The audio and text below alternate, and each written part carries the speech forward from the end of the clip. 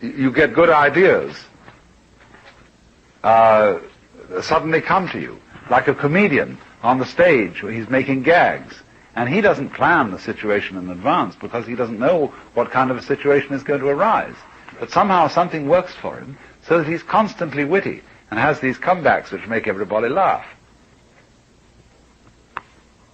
I had a friend who was saved in a most desperate situation by this faculty. He was attached to a unit in the Second World War in Asia under the command of Melvin Douglas. And they were a curious group because they were entertainers, responsible for going to U.S. installations all over Asia. And they had no rank. They simply assumed whatever rank they were going to be with. Well, they especially sent my friend out to situations where there was trouble, where, for example, there were bad relationships between the commander and the rank and file.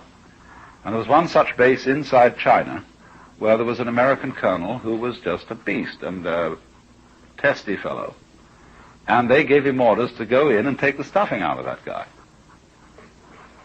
So his act was the ventriloquist, and he had a dummy called the sad sack.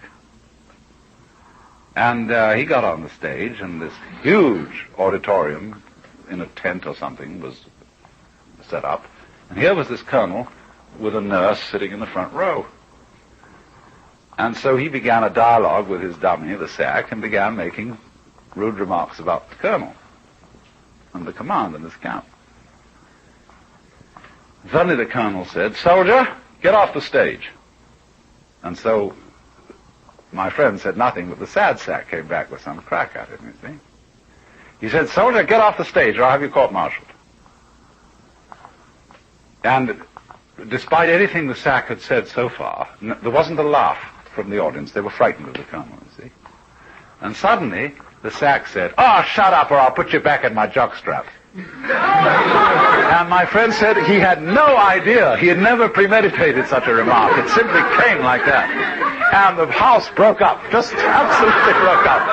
And the colonel just strode out of the room. He was completely deflated.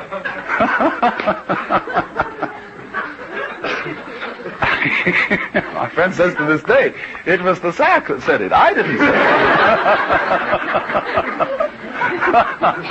it.